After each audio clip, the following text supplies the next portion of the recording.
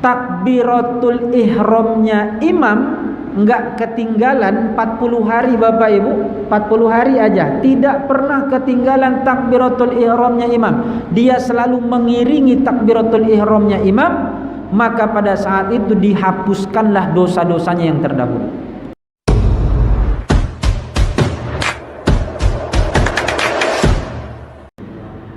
Assalamualaikum warahmatullahi wabarakatuh.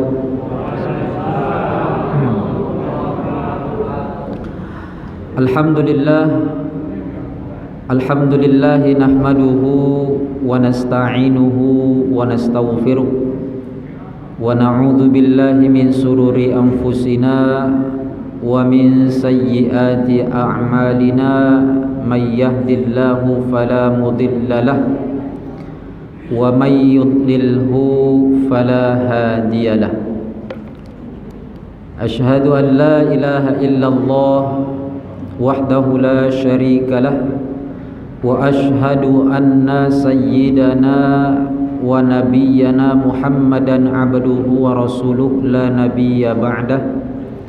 Allahumma fasalli wa sallim wa barik ala sayyidina Muhammadin wa ala alihi wa ashabihi ajma'in, amma ba'd. فقال الله تعالى في القرآن الكريم أعوذ بالله من الشيطان الرجيم إنما يعمر مساجد الله من آمن بالله واليوم الآخر وإقام الصلاة وآتى الزكاة ولم يخش إلا الله fa'asa ulaika ay yakunu minal muhtadin. Shadaqallahul azim. Kembali kita bersyukur kehadirat Allah Subhanahu wa taala dengan mengucapkan alhamdulillahirabbil alamin, karena berkat limpahan rahmat, taufik serta hidayah yang Allah berikan kepada kita. Pada malam hari ini kita masih dapat melaksanakan kewajiban kita, yaitu sholat maghrib, yang alhamdulillah baru saja kita dirikan secara berjemaah.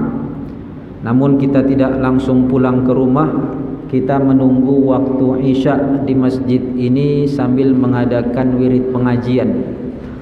Tentu kita sangat berharap dari segenap ibadah yang kita lakukan, baik sholat kita, zikirnya kita, dan bahkan pengajian yang kita lakukan pada saat ini, Allah Subhanahu wa ta'ala catat menjadi sebuah amal soleh buat kita semuanya. Dan apa yang kita lakukan tentunya akan senantiasa diterima dan diridhai oleh Allah Subhanahu wa ta'ala. Salawat beserta salam tidak bosan-bosannya mari sama-sama kita haturkan dan senantiasa kita hadiahkan kepada junjungan alam, yakni Nabi Muhammad sallallahu alaihi wasallam. Allahumma salli ala sayyidina Muhammad wa ala ali sayyidina Muhammad. Banyak kita bersalawat kepada beliau Bapak Ibu. Tentu harapan kita juga, kita ini termasuk umat yang suatu saat akan dikenali oleh Rasulullah untuk mendapatkan syafaat darinya di yaumil mahsyar kelak. Amin ya rabbal alamin. Yang kami muliakan para orang tua kami, kemudian para guru, para asatidz, dan begitu juga kepada bapak-bapak, ibu-ibu, para hadirin wal hadirat, jemaah Masjid Baitus Salam yang mudah-mudahan kita semua dirahmati oleh Allah. Kita masih menyambung kajian kita di bulan yang lalu, yaitu tentang pertanyaan Rasulullah sallallahu alaihi wasallam tentang sebuah amalan. Terdapat dalam hadis Bukhari dan Muslim nomor 20251. Ya. Apa kata Rasulullah? Ala adullukum ala ayyamhullahu bihil khataya wa yurfa'u bihid darajat.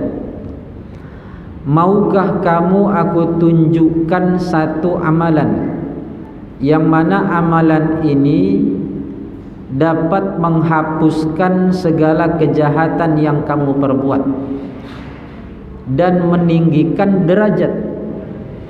Jadi amalan yang dilakukan ini bukan hanya menghapus dosa dan kesalahan, tetapi sekaligus meninggikan derajat.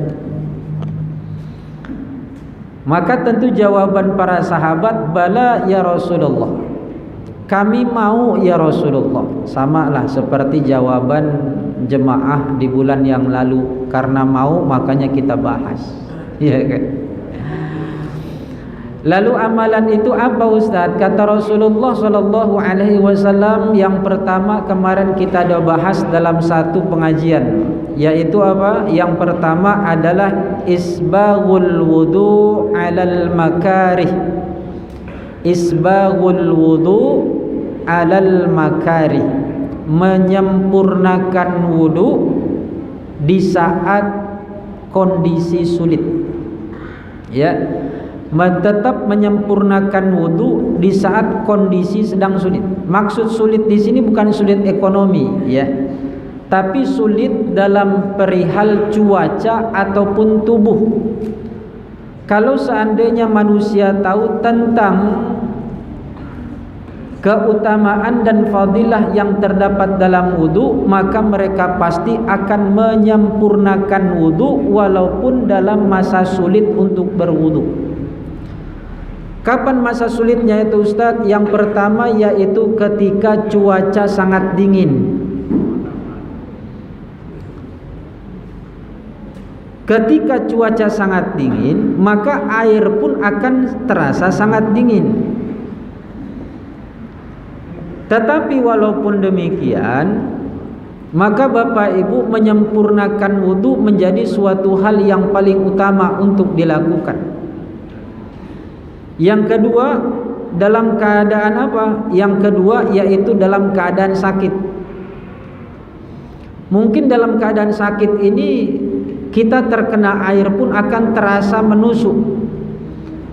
Tetapi kalau berusaha untuk tetap menyempurnakan wudu, maka insya Allah bahwa wudu yang dilakukan ketika itu dapat menggugurkan seluruh kesalahan dan dosa yang pernah kita perbuat. Sekaligus bahwa Allah akan meninggikan derajat kita di hadapan Allah Subhanahu wa ta'ala. Jadi derajatnya ini bukan derajat di hadapan manusia, tetapi derajat di hadapan Allah Subhanahu wa ta'ala. Jadi Bapak Ibu, kita tidak mengajarkan tentang cara berwudu, tetapi kita menyampaikan tentang cara menyempurnakan wudu. Kemarin kita sudah menyampaikan di bulan yang lalu, dan kita tidak membahas lagi detail tentang sempurnanya wudu seperti apa. Kalau misalkan Bapak Ibu yang mungkin bulan yang lalu enggak mengikuti kajian ini, maka boleh dilihat di channel apa Pak? Mencari Teman. Nah, tengok Mencari Teman, ya. Di situ kalau nggak salah judulnya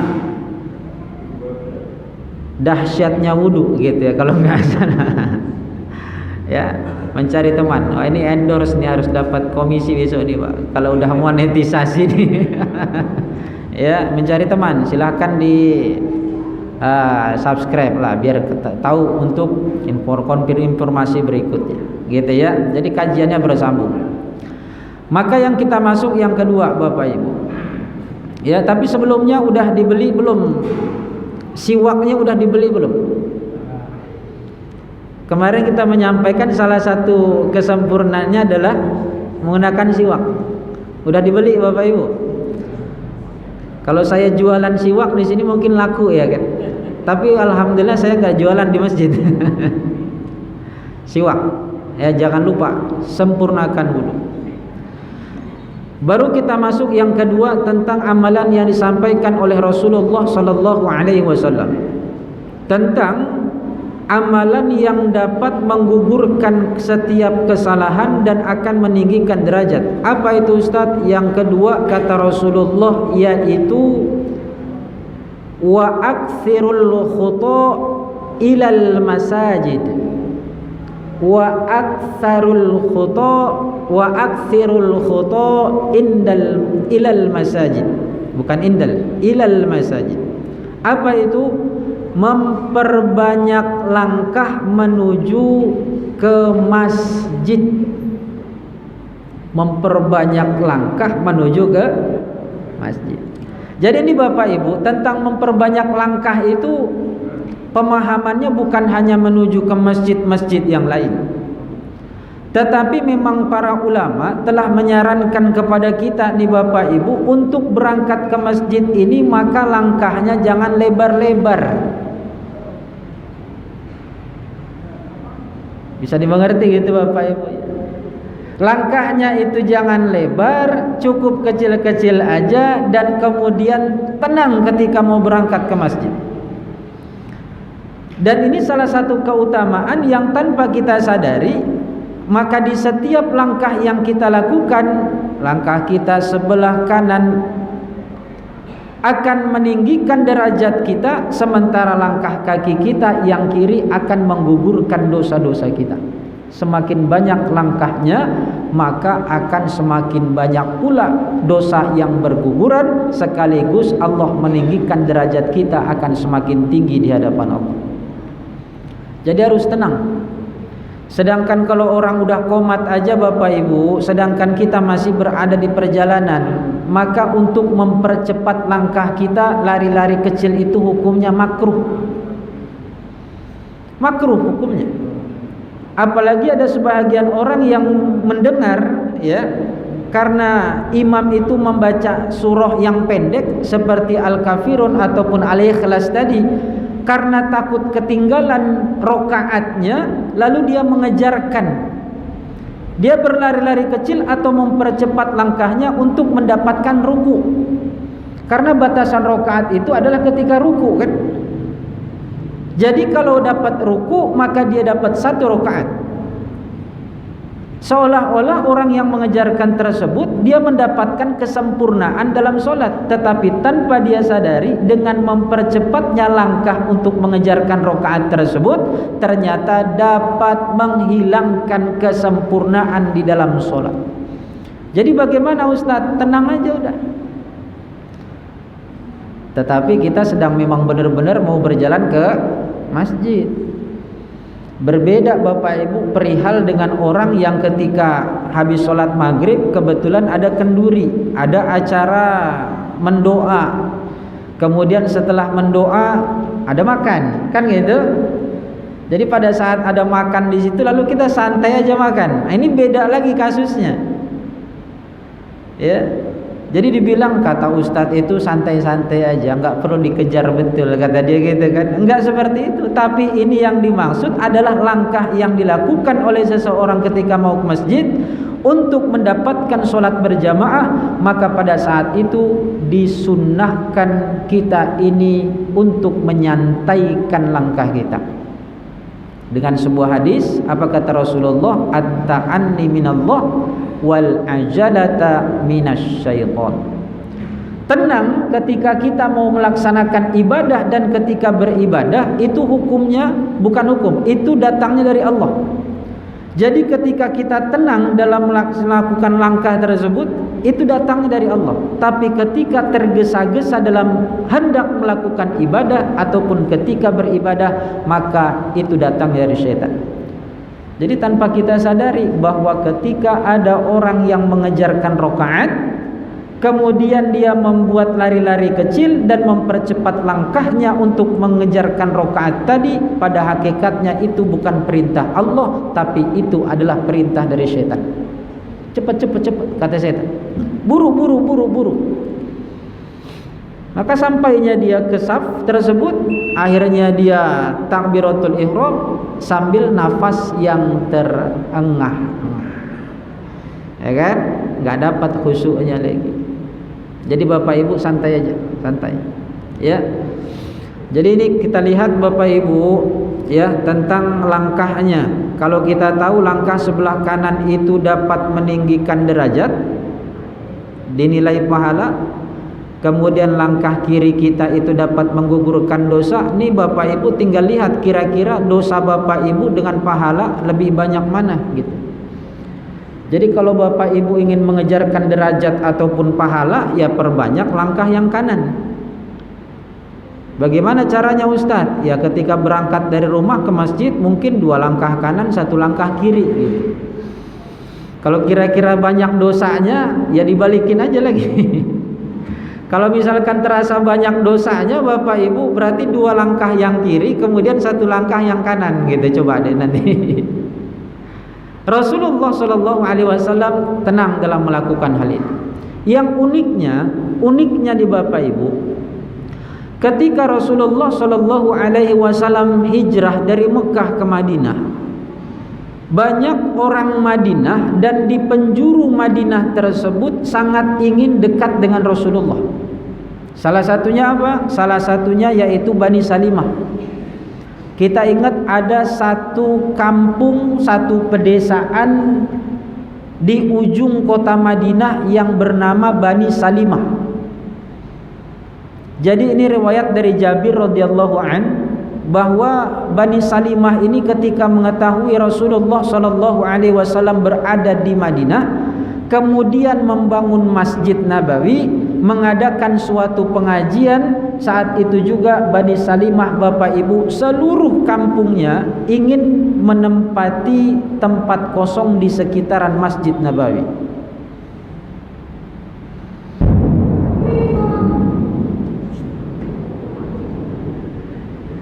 Jadi Bapak Ibu, orang-orang Bani Salimah ini pengen menempati tempat yang kosong. Banyak tempat-tempat yang kosong di sekitaran Masjid Nabawi dan mereka berusaha untuk mendapatkan tempat tersebut agar mereka bisa tinggal di sana. Yang kedua, mereka tidak ketinggalan sholat berjamaah. Kemudian yang ketiga Bapak Ibu, supaya mereka lebih dekat selalu dengan Rasulullah Shallallahu Alaihi Wasallam. Ternyata kabar ini dari kaum Bani Salimah didengar oleh Rasulullah Sallallahu Alaihi Wasallam sampai ke hadapan Rasul. Ketika Rasul berjumpa dengan kaum Bani Salimah, lalu Rasulullah bertanya, apakah benar kalian mau pindah di sekitaran Masjid Nabawi? Mereka pun menjawab, benar ya Rasulullah, kami sudah sepakat untuk memindahkan rumah kami atau kami menjual tempat kami, meninggalkan kampung kami agar kami bisa bertempat di sekitaran Masjid Nabawi. Tapi apa kata Rasulullah? Bani Salimah, diyarukum taktubu atharukum. 2 kali disampaikan oleh Rasulullah, diyarukum taktubu atharukum. Apa kata Rasulullah?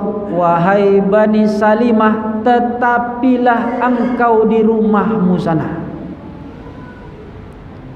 Kenapa begitu? Karena setiap bekas langkahmu berangkat ke masjid, berapa banyak itu akan dituliskan dan disimpan. 2 kali disampaikan oleh Rasulullah.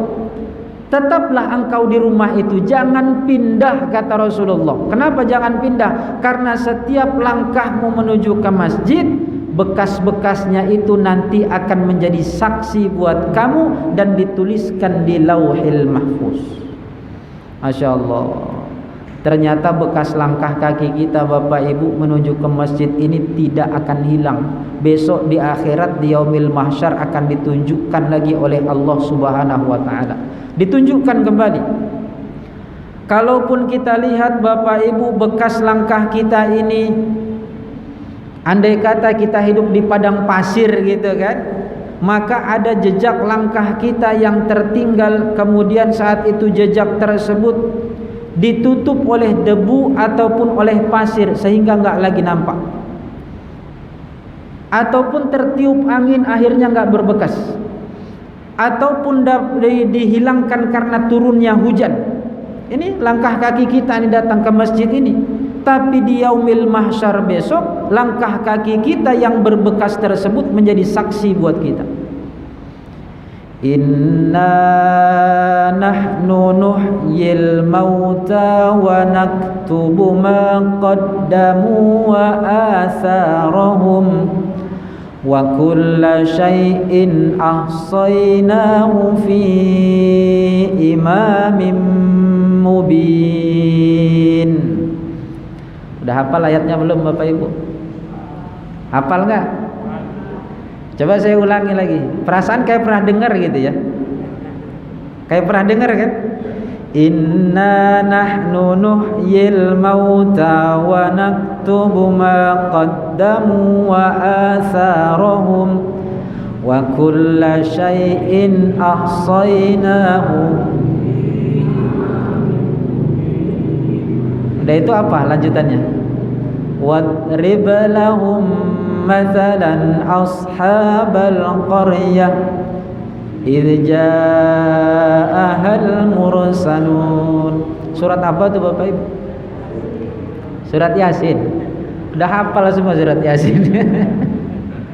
Apa artinya? Ayat yang ke-12 ya. Ayat yang ke-12 ketika ingin menceritakan 3 orang utusan dari Nabi Isa alaihissalam. Inna nahnu nuhyil mauta. Sesungguhnya kamilah yang menghidupkan yang mati. Wa naktubu ma qaddamu wa atharahum. Dan kamilah yang menuliskan bekas pijakan-pijakan kaki mereka. Dituliskan, dicatat. Jadi ada catatannya, bahkan plus ada gambarannya. Dan itu akan tersimpan. Di mana tersimpannya? Fi lauhil mahfuz, fi imamim mubin, yaitu pada kitab yang jelas dan nyata. Jadi Bapak Ibu, kalau kita baca surat Yasin, yang udah bisa ngikutin tanpa kita baca, jangan sok-sokan nggak pegang surat Yasinnya, pegang aja. Lalu kalau udah dipegang, apa yang ditengok Ustaz? Tahu ngikut imam juga bisa kok. Tengok artinya. Lisan kita udah bisa mengikuti apa yang dibaca oleh imam, bisa ngikutin, tapi artinya kita baca, kita tengok. Ketika kita ragu, baru kita tanya sama ustadznya, kira-kira apa nih Ustaz artinya? Jadi insya Allah nggak hanya sekedar bacaan, bertambah keimanan kita ketika kita membaca surat Yasin. Ya, setiap malam Jumat, yang meninggal dunia, yang akikah, kemudian yang kenduri, baca Yasin. Ketika ditanya artinya, kita nggak tahu kenapa Yasin itu bisa menjadi qalbul Quran, karena nggak memahami minimal arti daripada surat Yasin. Nah sekarang kita tahu nih, bahwa ketika kita melangkahkan kaki kita ke masjid Bapak Ibu, melangkahkan kaki kita ke masjid, setiap bekasnya itu nggak akan hilang, dan itu sudah tercatat. Diperkuat lagi oleh hadis Rasulullah Sallallahu Alaihi Wasallam yang memang ini dibawakan oleh Ubay bin Ka'ab radhiyallahu an. Ubay bin Ka'ab pernah mengatakan bahwa ada sahabat kami yang rumahnya itu paling jauh dari Masjid Nabawi, tidak ada orang yang lebih jauh lagi darinya. Kemudian ketika kami berkumpul dengan Rasulullah, ada seseorang yang menyarankan, kenapa enggak kau beli aja kendaraan? Kalau di situ disebutkannya himar. Apa itu himar? Keledai. Minimal keledai ajalah beli. Supaya apa? Supaya siang engkau enggak kepanasan, enggak capek datang ke masjid. Kemudian nanti malam engkau enggak kedinginan, di waktu gelap engkau bisa cepat sampai di rumah. Tapi apa jawaban orang yang rumahnya jauh daripada masjid tersebut? Apa kata dia? Tidak ada satupun yang menyenangkanku tinggal di dekat masjid, karena aku menginginkan ketika aku berangkat ke masjid dan aku meninggalkan masjid sampai aku ke rumah, itu dicatat oleh Allah menjadi kebaikan yang lebih banyak dibandingkan orang yang berada dekat masjid. Apa kata Rasulullah Bapak Ibu? Rasulullah mengatakan semua itu sudah dikumpulkan oleh Allah dan besok engkau akan mendapatkannya. Masya Allah. Di sini rumahnya yang paling jauh siapa nih Bapak Ibu? Rumahnya di mana Pak? Di Jalan Jambu Pak? Hah? Tanjung Uru? Masya Allah. Oh, rumah kedua. pakai busway. Oh. Jadi gimana nih Ustadz kalau pakai kendaraan? Wah, nggak sah Pak. Datang ke masjidnya harus jalan kaki dalam riwayatnya ya kan? Enggak juga. Kenapa? Karena malaikat itu bisa untuk menghitungnya gitu. Berapa jauh rumah kita, tapi tidak bisa disamakan dengan orang yang berjalan kaki. Subhanallah.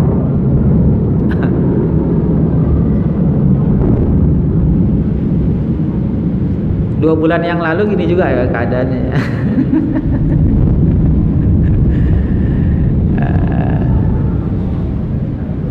Mudah-mudahan jadi yang terbaik ya, karena kita berdoa ya, apa yang diberikan oleh Allah itu untuk yang terbaik buat kita. Ya Allahumma ij'al shayyiban nafi'an. Doanya Allahumma ij'al, doa hujan apa? Allahumma ij'al shayyiban nafi'an. Ya Allah, jadikan hujan ini hujan yang memberikan manfaat. Ya Allahumma ij'al shayyiban nafi'an. Balik lagi, kalau nggak nyatat Bapak Ibu tengok aja nanti di channel mencari teman lagi apa doa Ustadz tadi itu ya. Tengok lagi, ini doanya Allahumma ij'al shayyiban nafi'an. Jadi Bapak Ibu yang mudah-mudahan kita semua dirahmati oleh Allah, ternyata pada saat itu ketika Rasulullah Shallallahu Alaihi Wasallam melihat ya bahwa orang Bani Salimah ingin dekat dengan Rasulullah Shallallahu Alaihi Wasallam, ingin dekat, ingin memindahkan rumah mereka atau meninggalkan kampung mereka demi ingin dekatnya dengan Nabi, dekatnya dengan Masjid Nabawi, dekatnya dengan pengajian. Maka pada saat itu Rasulullah mengatakan apa? Diarukum taktubu atharukum, tetaplah engkau tinggal di rumahmu, jangan pindah, kata Rasul. Jangan pindah, karena setiap langkah yang kau langkahkan maka bekasnya itu akan dicatat oleh Allah Subhanahu wa taala dan tidak akan hilang. Setelah itu Bapak Ibu diketahui orang yang paling banyak mendapatkan hadis, sahabat Rasulullah Shallallahu Alaihi Wasallam yang paling banyak mendapatkan hadis. Siapa itu? Yaitu Abu Hurairah radhiyallahu anhu. Pada saat dia mendengarkan tentang keutamaan orang yang jauh dari masjid dan langkahnya itu dicatat oleh Allah, maka pada saat itu Abu Hurairah pindah rumah. Yang tadinya dekat dengan masjid akhirnya jauh dari masjid, pindah. Tapi Bapak Ibu jangan berniat pula pindah nanti. Yang udah dekat gak apa-apalah dekat, tapi cari cara. Bagaimana caranya? Rasulullah Shallallahu Alaihi Wasallam memiliki kebiasaan ketika hendak berangkat ke masjid dan disunnahkan agar ketika berangkat ke masjid dan pulang dari masjid itu menempuh jalan yang berbeda. Menempuh jalan yang berbeda. Jadi berangkat ke masjid itu Bapak Ibu kalau bisa lebih jauh dibandingkan pulang dari masjid. Berangkat ke masjid itu jarak yang ditempuh lebih jauh dibandingkan pulang dari masjid menuju ke rumah. Jadi besok Mas Yono kalau ke masjid lewat Gang Sumo dulu. Jalan Siak. Jalan Siak mutar, kemudian masuk di Subrantas. Ya, baru masuk ke sini. Tapi dengan satu syarat, jalan kaki. Sampai sini orang udah bubar ya Bapak Ibu. Ini kebiasaannya. Tapi kita bisa mendapatkan cara yang lain. Bagaimana caranya? Yaitu caranya adalah dengan memendekkan langkah. Langkahnya nggak usah lebar-lebar, kecil-kecil aja, kemudian tenang. Maka kita tetap disunahkan juga memang untuk mengejarkan agar jangan sampai kita ketinggalan sholat berjamaah. Jadi kapan waktunya dilakukan ya Ustaz? Ya jelas bahwasanya kita mengetahui orang yang paling dapat fadilah dan keutamaan sholat yang paling tinggi adalah orang yang melaksanakan sholatnya berjamaah dan di awal waktunya. Sampai-sampai kata Rasulullah, siapa yang tidak tertinggal 40 hari takbiratul ihramnya imam, enggak ketinggalan 40 hari Bapak Ibu, 40 hari aja tidak pernah ketinggalan takbiratul ihramnya imam, dia selalu mengiringi takbiratul ihramnya imam, maka pada saat itu dihapuskanlah dosa-dosanya yang terdahulu.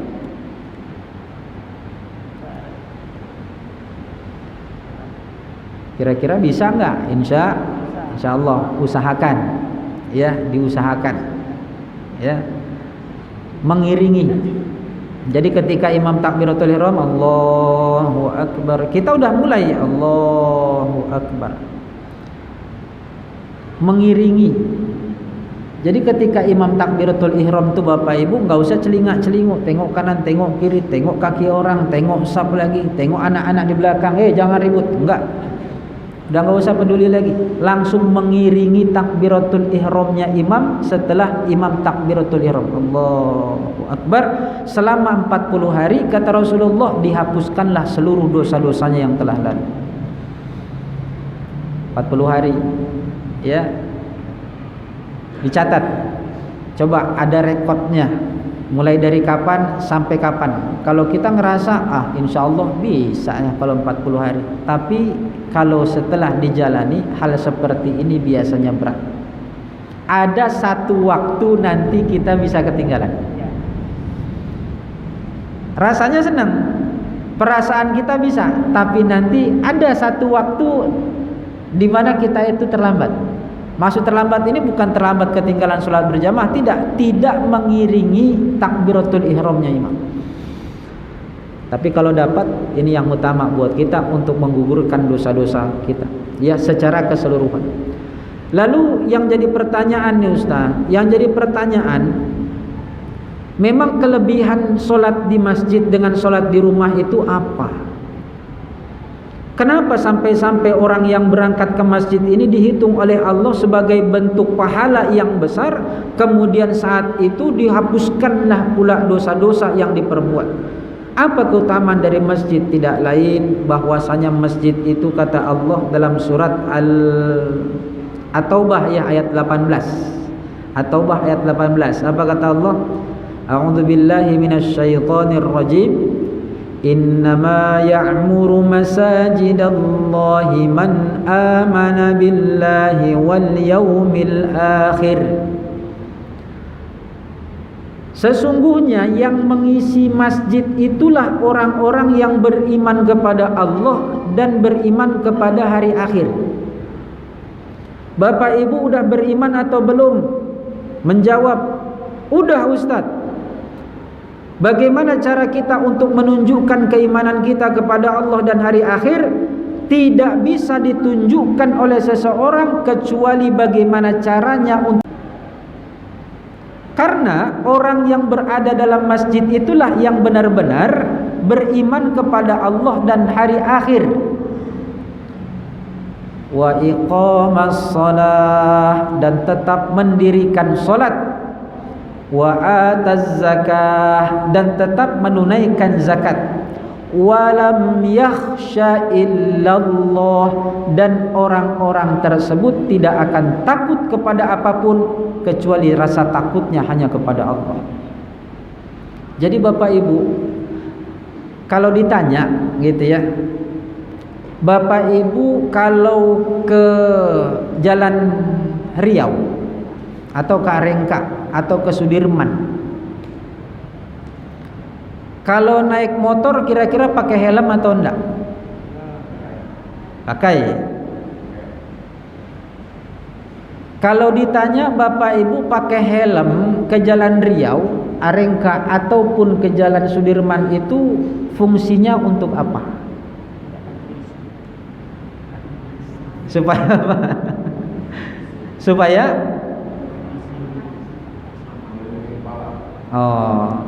ada yang menjawab untuk keselamatan, gitu kan? Keselamatan dari polisi, kan ada polisi juga kan, keselamatan. Kalau memang untuk keselamatan itu Bapak Ibu lakukan menggunakan helm, dan Bapak Ibu dari rumah ke masjid ini pakai helm atau enggak? Bapak Ibu di Jalan Kulim ini pakai helm atau enggak? Kenapa enggak pakai helm? Apakah kita sudah mendapatkan jaminan untuk selamat? Maka hal yang utama Bapak Ibu, ada rasa takut seseorang ketika dia melewati tempat tertentu. Tapi rasa takutnya itu tidak disandarkan kepada Allah. Jawabannya apa? Jawabannya nanti takut kena tilang Ustaz. Atau jawabannya nanti nampak polisi kena tangkap pula, bayar pula jadinya. Rasa takutnya dia ketika menggunakan helm yang disandarkan kepada manusia itu Bapak Ibu, semestinya orang masjid nggak bisa mengatakan seperti itu, nggak boleh. Kenapa nggak boleh? Karena rasa takutnya itu kepada manusia. Tapi orang yang takut kepada Allah itu, dia menggunakan helm bukan karena dia takut kepada hukuman dari manusia, tetapi karena takut menjadi orang yang zalim. Kenapa takut jadi orang yang zalim? Karena peraturan daripada pemerintah harus ditaati oleh rakyatnya. Wa ati'ullah wa ati'ur rasul, ati'ullaha wa ati'ur rasul wa ulil amri minkum. Jadi Bapak Ibu, kita menggunakan helm dapat pahala. Dapat pahala kita pakai helm. Kenapa kita dapat pahala? Karena kita itu menggunakan helm untuk melakukan suatu keadilan agar kita tetap menjalankan apa yang Allah perintahkan. Taat kepada tiga. Yang pertama ati Allah, wa atiur rasul, wa ulil amri minkum. Taat kepada pemerintah termasuk bahagian daripada melakukan suatu keadilan. Maka di sini orang yang selalu datang ke masjid pada hakikatnya walam yakhsha illallah, tidak pernah takut kepada apapun kecuali rasa takutnya hanya kepada Allah Subhanahu wa taala. Orang yang datang ke masjid tidak akan pernah takut kehilangan jabatan karena melakukan yang benar.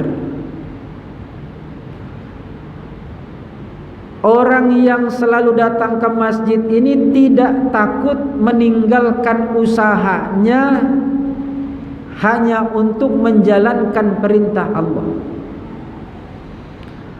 Orang yang datang ke masjid tidak akan pernah takut rizkinya akan putus, karena dia yakin bahwa yang mengatur rizki hanyalah Allah Subhanahu wa ta'ala.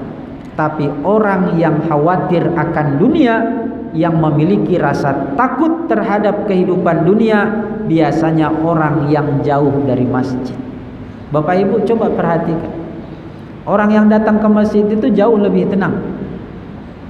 Orang yang datang ke masjid itu jauh rasa sakinahnya. Karena apa? Karena rahmat dari Allah, Allah curahkan kepada dia. Kira-kira kalau Bapak Ibu sholat di rumah, Bapak Ibu sholat di rumah, zikir yang diperbuat sama nggak seperti zikir ketika kita berada di masjid? Sama atau enggak? Kenapa bisa beda? Apa bedanya? Karena di rumah rahmat yang besar itu enggak didapatkan. Rahmat yang besar itu didapatkan di mana? Di masjid. Coba kita perhatikan bagaimana sahabat Rasulullah yang tetap dia menjalankan langkah kakinya untuk menuju ke masjid di saat masjid itu jauh dari rumahnya, siang dan malam tidak pernah ketinggalan sholat berjamaah. Sementara kita yang dekat rumahnya dengan masjid, kita malah enggak datang ke masjid. Bagaimana kehidupan kita bisa berkah? Kalau memang kita enggak bisa untuk melaksanakan sholat, maaf, kita tidak bisa untuk ikut doa berjamaah. Setelah selesai sholat, kita sholat doa sendirian, silakan keluar. Karena yang disunahkan itu yang paling besar, yaitu sholat berjamaahnya. Kalau memang kita nggak bisa mengikuti zikir berjamaah atau tidak bisa mengikuti wirid juga nggak jadi masalah. Yang penting sholat berjamaahnya tetap dia datang ke masjid. Ini hanya bonus saja nih Bapak Ibu buat kita untuk melaksanakan kajian seperti ini. Tapi yakin bahwasanya orang yang tetap datang ke masjid itulah orang yang diharapkan apa? Asa ulaika ayyakunu minal muhtadin. Semoga mereka itulah orang-orang yang benar-benar mendapatkan petunjuk. Jadi orang yang mendapatkan petunjuk itu Bapak Ibu bukanlah orang yang berpangku tangan di rumah, tapi orang yang mendapatkan petunjuk. Salah satu jalan yang besar yang bisa dia peroleh adalah datang ke masjid. Jadi kita ini udah mendapatkan petunjuk Ustadz, insya Allah. Tinggal membersihkan hati kita ini ya Bapak Ibu, membersihkan hati kita. Kadang-kadang hati kita ini selalu diganggu ya untuk merusak daripada amal yang kita perbuat. Bahkan keikhlasan pun kadang-kadang pun akan terhilangkan dan terpupuskan disebabkan karena hati kita ini yang belum bersih. Maka ketika kita mau berangkat ke masjid itu Bapak Ibu, niatkan untuk mendekatkan diri kepada Allah, bukan karena yang lain. Kalau Bapak Ibu datang ke masjid itu hanya pengen sholat, di rumah juga bisa sholat kok. Datang ke masjid hanya ingin mendengarkan pengajian, dari rumah juga bisa mendengarkan pengajian kok. Di YouTube juga banyak. Kalau ke masjid itu hanya ingin bersilaturahmi, ke tempat lain juga bersilaturahmi kok. Tapi apa niat kita? Yang jelas kita datang ke masjid, niat kita datang ke masjid itu Bapak Ibu tidak lain hanya mendekatkan diri kepada Allah Subhanahu wa taala. Niat kita ikhlas.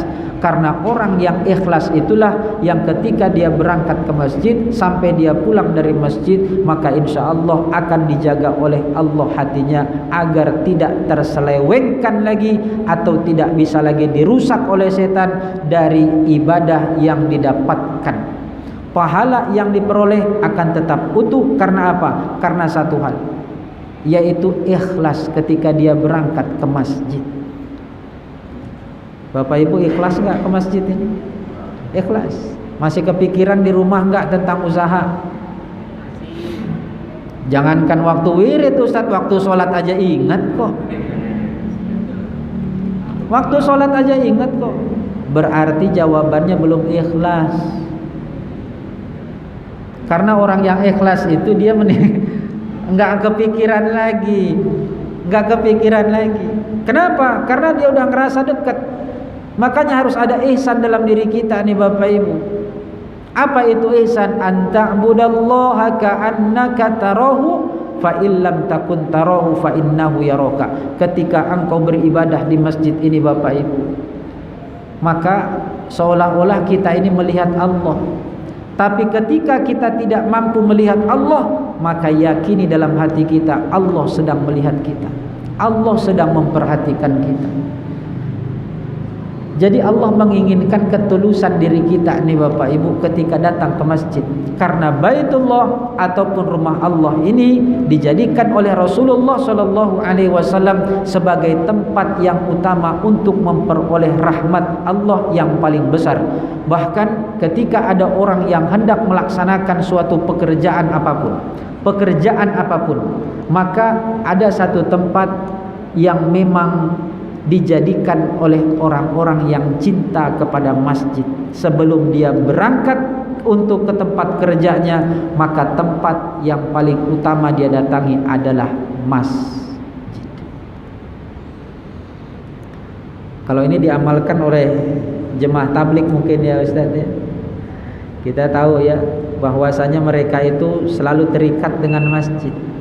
Jadi kita ini Bapak Ibu kalau dapat, ambillah rahmat kita ini dimulai dari mana?